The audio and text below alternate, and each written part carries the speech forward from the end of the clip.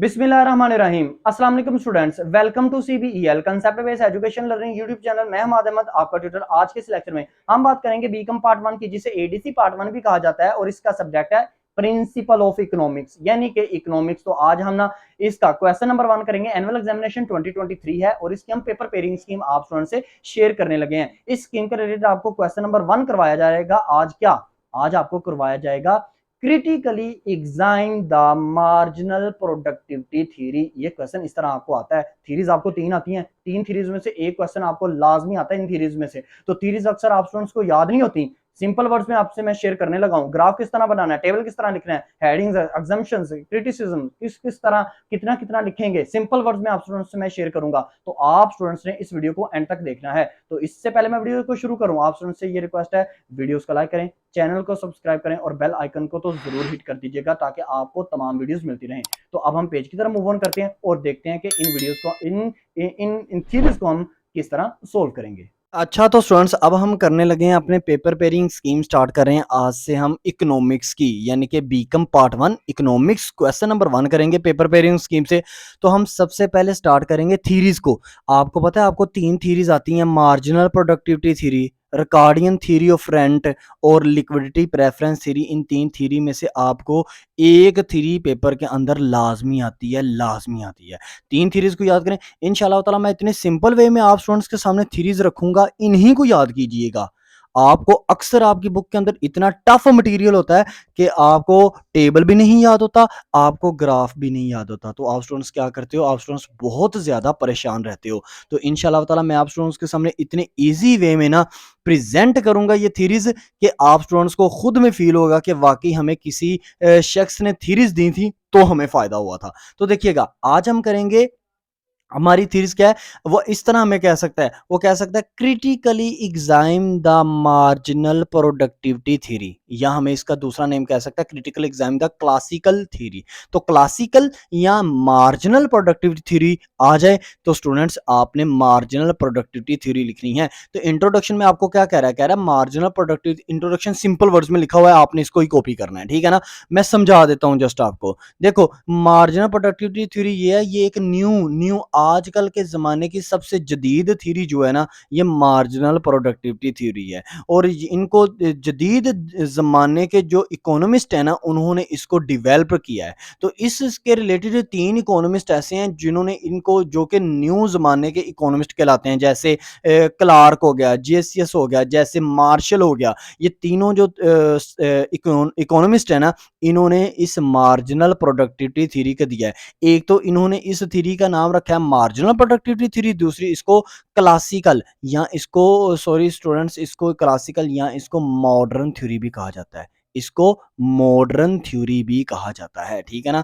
तो आपने ये नाम को कभी भी नहीं भूलना। अब डेफिनेशन की बात करते हैं, तो डेफिनेशन से आप अंडरस्टैंड कर पाएंगे कि ये जो मार्जिनल प्रोडक्टिविटी थ्योरी है, इसका मतलब क्या है। देखो, डेफिनेशन में ये कह रहा है कि अगर ग्रेटर रिवार्ड मिलेगा उनको जो ग्रेटर मार्जिनल प्रोडक्टिविटी करेंगे, यानी कि जो लोग ज्यादा मार्जिनल प्रोडक्टिविटी करके देंगे ना, उनको ज्यादा रिवार्ड मिलेगा, और जो लोग कम मार्जिनल प्रोडक्टिविटी करके देंगे उनको कम रिवार्ड मिलेगा। यानी कि जस्ट लाइक 6 बंदे हैं, 6 बंदों में से मैंने ये देखना है कि जो बंदा, मुझे 6 बंदे हैं वो एक जमीन के ऊपर लगे हुए हैं, प्रोडक्शन कर रहे हैं, चीजें पैदा कर रहे हैं। मैं ये देखूंगा कि जो बंदा मुझे ज्यादा चीजें प्रोड्यूस करके देगा, मैं उसको ज्यादा रिवार्ड दूंगा। रिवार्ड का मतलब होता है इनाम दूंगा, मैं उसको ज्यादा सैलरी दूंगा, ठीक है ना।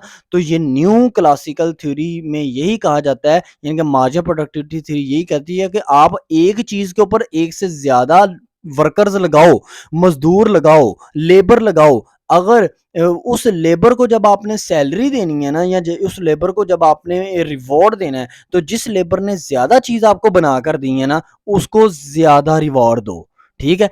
अब हम, ये आपका इंट्रोडक्शन हो गया, ये आपकी डेफिनेशन होगी। अब नेक्स्ट पेज के ऊपर चलेंगे। नेक्स्ट पेज पे जाके हम इसका देखेंगे, टेबल देखेंगे, इसका ग्राफ देखेंगे और इसकी इक्वेशन भी देखेंगे। आपने इक्वेशन को भी लाजमी करना है।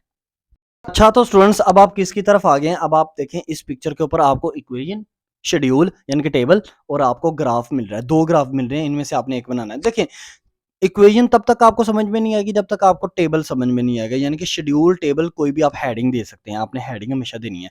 देखें, मैंने आपको कहा कि मार्जिनल प्रोडक्टिविटी ये है कि अगर आप ज़्यादा, जो मज़दूर ज़्यादा काम करेगा, ज़्यादा चीज़ें प्रोड्यूस करेगा, उसको ज़्यादा रिवार्ड मिलेगा। आप समझिएगा। टेबल के अंदर सबसे पहला कॉलम आपके पास क्या है? उसमें आपके वर्कर हैं 6, 1, 2, 3, 4, 5, 6। अब आगे एमपीपी, एमपीपी का मतलब होता है मार्जिनल प्रोडक्टिविटी। पहले बंदे ने कितना, कितनी चीजें पैदा की? 10। दूसरे ने 9। तीसरे ने आपको पैदा करके दी 8।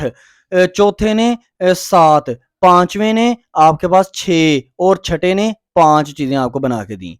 आगे देखें, नेक्स्ट कॉलम आपका प्राइस 10 10 10 10, यानी कि तमाम चीजें, मतलब चीजें चीजें जो बनानी कितनी थी? बनानी चीजें थी 10। हर बंदे को टास्क मिला था 10-10 चीजें बनानी है, लेकिन पहले बंदे ने आपको मार्जिन प्रोडक्टिविटी करके दी 10, फिर 9, फिर 8, फिर 7, फिर 6 और फिर 5। अब मार्जिनल रेवेन्यू, तो ज्यादा रेवेन्यू उसने कहा था जिस बंदे ने ज्यादा चीजें बनाई होंगी उसको ज्यादा रेवेन्यू देना है। तो पहले बंदे ने चीजें बनाई थी 10, तो पहले बंदे को रेवेन्यू कितना बनेगा? 10 अप्लाई करेंगे, आपके पास आएगा 100। देखो 10 कौन सा? एमपीपी का 10 और प्राइस का 10, 10 को 10 से मल्टीप्लाई की 100। दूसरे बंदे ने क्योंकि 9 चीजें बनाई थी तो 9 को 10 से मल्टीप्लाई करेंगे 90। तीसरे बंदे ने 8 चीजें बनाई थी तो 8 को 10 से मल्टीप्लाई करेंगे 80। चौथे बंदे ने आपके पास 7 चीजें बनाई थी तो 7 को मल्टीप्लाई करेंगे 10 से 70। पांचवें बंदे ने 6 चीजें बनाई थी, उसको 10 से मल्टीप्लाई करेंगे तो आपके पास आएगा 60। और छठे बंदे ने 5 चीजें बनाई थी तो उसको 10 से मल्टीप्लाई करेंगे तो कितना आएगा? आएगा वो 50। अब लास्ट कॉलम आपका वेजेस, वेजेस 60 60 60 60, तमाम बंदों को जो मजदूरी दी गई है वो 60 60 मजदूरी दी गई है। लेकिन देखिएगा, पहले बंदे ने 100 चीजें बना के दी हैं, तो वेजेस तमाम बंदों की, मतलब हर बंदे की सैलरी 60 60 है, लेकिन जिस बंदे ने आपको ज्यादा चीजें बना के दी है ना, इसका मतलब आप उसको रिवॉर्ड, जब आप उसको इनाम दोगे ना, इनाम होता है जो सैलरी के ऊपर बोनस वगैरह मिलता है, वो जो रिवॉर्ड मिलेगा ना, वो पहले वाले बंदे को ज्यादा मिलेगा। अब आपने इसका ग्राफ बनाना है, तो ग्राफ दो हैं, दो में से कोई एक ग्राफ बना सकते हैं, मैं दोनों ही आपको एक्सप्लेन कर देता हूं। पहले ग्राफ की ना एक्स एक्सिस पे देखना आपके पास क्या है? 1 2 3 4 5 6, ठीक है। और वाई एक्सिस पे देखोगे तो आपकी जो वैल्यूज शो होंगी ना, यहां पर आपने एमपीपी की वैल्यूज लिखनी, सॉरी एमआरपी की वैल्यू लिखनी है। वो आपके पास क्या थी? 50 है, छोटे से स्टार्ट करें, 50, फिर उसके ऊपर 60, फिर 70, फिर 80, फिर 90, फिर 100। अब आप पहले बंदे ने कितनी चीजें बना के दी थी? 100। तो पहले बंदे का निशान लगा दें, ऊपर तक जाएं, 100 पे निशान लगा दें। दूसरे बंदे ने बना के दी थी 90, 90 पर, 90 के सामने निशान लगा दिया। तीसरे बंदे ने बनाई थी 80, 80 के सामने निशान लगा दिया। चौथे बंदे ने बनाई थी 70, 70 के सामने निशान लगा दिया। पांचवें बंदे ने बनाई थी 60, 60 के सामने निशान लगा दिया। छठे बंदे ने बनाई थी 50, तो 50 के सामने निशान लगा दिया। और इन तमाम जो पॉइंट्स हैं इनको आपस में मिला देंगे तो आपका ग्राफ इस किस्म का बनेगा, पहला ग्राफ। दूसरा ग्राफ देखिएगा, दूसरा ग्राफ फिर X axis Y axis. X axis आपके सामने रहेगा 1 2 3 4 5 6, बंदे 6 ही थे। अब आपने क्या करना है? वाई एक्सिस के ऊपर ना एमआरपी यानी कि मार्जिनल रेवेन्यू देगा कि किस बंदे ने कितना रेवेन्यू कमाया, कितना इनाम कमाया है। अब यहाँ पर ना आप 100 से ऊपर की तरफ जाएंगे, उल्टा जरा चलेंगे, ठीक है ना। तो 100, फिर उससे ऊपर 90, फिर 80, फिर 70, फिर 60 और फिर 50। अब पहले बंदे ने कितनी चीजें कमाई थी? 100, तो आप 100 के सामने पहले बंदे का लगाएंगे निशान। फिर दूसरे बंदे ने 90, 90 के सामने निशान लगा देंगे। फिर ऐसे ही ऊपर ऊपर की तरफ चलते जाएंगे, 80, 70, 60 और 50। अब आपका ये ग्राफ का जो, जब आप इन पॉइंट्स को मिलाएंगे उल्ट ग्राफ बनेगा, जो कि आपका पीछे वाले ग्राफ से था। तो दोनों ग्राफ में से आप कोई भी ग्राफ बना लें, दोनों बनाएंगे तो बहुत बेस्ट है। एक बना दें चाहे तो वो भी आपके लिए ठीक है। अब यहां पर इक्वेशन को समझिएगा, इक्वेशन भी आपको यही कह रही है कि जो बंदा आपको ज्यादा चीजें बनाकर देगा, जो बंदा आपको मार्जिनल प्रोडक्टिविटी, ज्यादा चीजें प्रोड्यूस करके देगा, उसको रिवॉर्ड भी ज्यादा मिलेगा। यानी कि पहला बंदा जो कि 10 था, जिसकी मार्जिनल प्रोडक्टिविटी 10 थी, उस बंदे ने, जिसकी सलाहियत 10 चीजें बनाने की थी, उस बंदे ने आपको उस बंदे को जो रिवॉर्ड मिलेगा ना, वो 100 रिवॉर्ड मिलेगा। 100 रुपया उसको अपनी उजरत से ज्यादा मिलेगा। ठीक है ना स्टूडेंट्स, ये आपकी इक्वेशन। सबसे पहले आपने पेपर में इंट्रोडक्शन लिखना है, फिर डेफिनेशन लिखनी है, फिर इक्वेशन, इक्वेशन के बाद शेड्यूल, शेड्यूल के मतलब शेड्यूल और टेबल एक ही नाम है, और उसके बाद ग्राफ लिखेंगे। अब हम चलेंगे एग्जाम्पशन पर और क्रिटिसिज्म पर। तो नेक्स्ट पेज की तरफ मूव ऑन करते हैं। अब स्टूडेंट्स देखिएगा इसकी अजम्पशंस। अजम्पशन का मतलब होता है मफरूजात है, यानी कि ये जब थ्योरी बनाई है ना इन तीनों साइंटिस्ट ने, तब उन्होंने क्या मफरूजात, क्या चीज़ें अपने माइंड में रखी हैं। तो बहुत से स्टूडेंट्स, इनको एक्सप्लेन करने से पहले मैं आपको बताता हूँ, बहुत से स्टूडेंट्स यहाँ पर ये सोच रहे होंगे सर आपने ग्राफ की तो एक्सप्लेनेशन नहीं दी, तो आपने नहीं करनी, नहीं दी ना, आपने नहीं करनी। आपको ग्राफ की एक्सप्लेनेशन करने की कोई ज़रूरत नहीं, आगे ही आपका क्वेश्चन काफ़ी लेंथी हो जाएगा, ठीक है ना। तो असम्पशंस का मतलब होता है कौन-कौन सी चीज़ें थी जो इन साइंटिस्ट ने अपने ज़हन में मफरूज़ात लिए, क्योंकि कोई भी इस दुनिया में चीज़ बनती है तो याद रखिएगा पहले माइंड के अंदर मफरूज़े लाने पड़ते हैं, चीज़ों को एक्सपेरिमेंट करना पड़ता है। तो सबसे पहला उन्होंने किया होमोजेनियस यूनिट। इन तमाम साइंटिस्ट ने ये कहा कि जो मार्जिनल प्रोडक्टिविटी बनाएगी, मतलब जो पर्सन ज़्यादा चीज़ें प्रोड्यूस करेगा उसको ज़्यादा क्या मिलेगा, उसको ज़्यादा रिवॉर्ड मिलेगा। तो वो कहते हैं जो चीज़ें होंगी ना वो तमाम वर्कर्स को सेम ही चीज़ें दी जाएँगी। यानी फ़र्ज़ करो अगर एक ज़मीन में किसी 6 के 6 पर्सन हमने टेबल के अंदर लगाए हैं ना, उन 6 के 6 पर्सन को ना जो ज़मीन दी गई है ना, वो एक ही क्वालिटी की ज़मीन दी गई है, और जो 6 के 6 पर्सन है ना, उन्होंने जो चीज़ प्रोड्यूस करनी है वो फॉर एग्ज़ाम्पल एक ही चीज़ है, वो है राइस, चावल प्रोड्यूस कर रहे हैं, ठीक है ना। तो पहले उन्होंने अजम्पशन ली कि होमोजीनियस यूनिट होंगे। दूसरी अजम्पशन क्या है, फैक्टर्स, फैक्टर्स आर सब्स्टिट्यूटेबल। उन्होंने कहा कि हाँ जो फैक्टर्स हैं ना, जो बंदे हैं वो सब्स्टिट्यूट हो सकते हैं, यानी कि फर्ज करो कोई बंदा दरमियान में से कहता है कि नहीं जी मेरे से काम नहीं होता, मेरी जगह ये पर्सन काम करेगा, यानी कि मेरा कोई रिलेटिव काम करेगा, उन 6 पर्सन की जगह कोई भी पर्सन ये एक्सक्यूज करता है तो उनको काम करने दिया जाएगा। दूसरी अजम्पशन जो थी ये ली गई थी।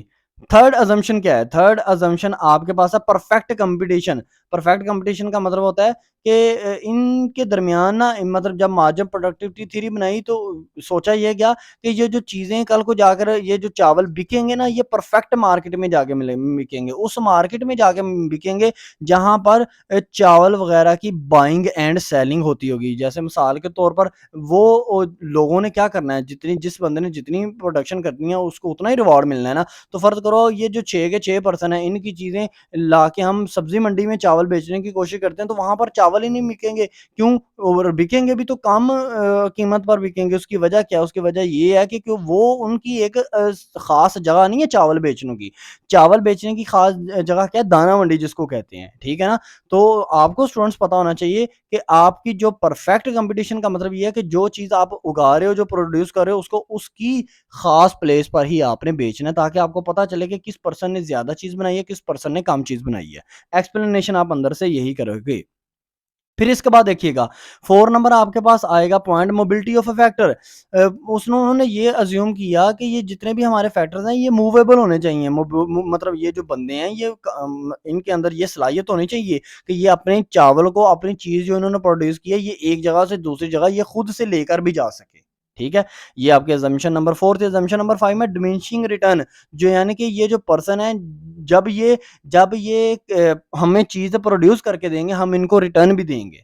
हम इनको ज़्यादा से ज़्यादा रिटर्न देंगे, डिमिनिशिंग रिटर्न का ये मतलब होता है। और पॉइंट नंबर आपके पास 6 होगा। पॉइंट नंबर 6 आपके पास आ जाता है elastic factor of elastic supply of factor. यानी कि उनका मतलब कहने का ये था तीनों साइंटिस्ट का कि हम ये मफरूज़ा ज़हन में लेते हैं कि हमारा जो सप्लाई होगी वो इलास्टिक होगी। मतलब ये जो चावल हमें मार्केट के अंदर जब हम जाके बेचेंगे ना, तो लोग इन चावल को यूज़ भी करेंगे।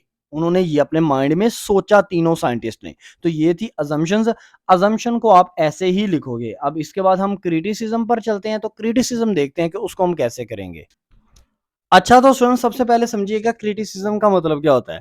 क्रिटिसिज्म का मतलब होता है जो बाकी साइंटिस्ट होते हैं ना, वो चूँकि आपको पता है हर बंदे के काम से गलती निकालनी होती है, तो बाकी साइंटिस्ट ना इनके कामों से ना गलती निकाल रहे हैं।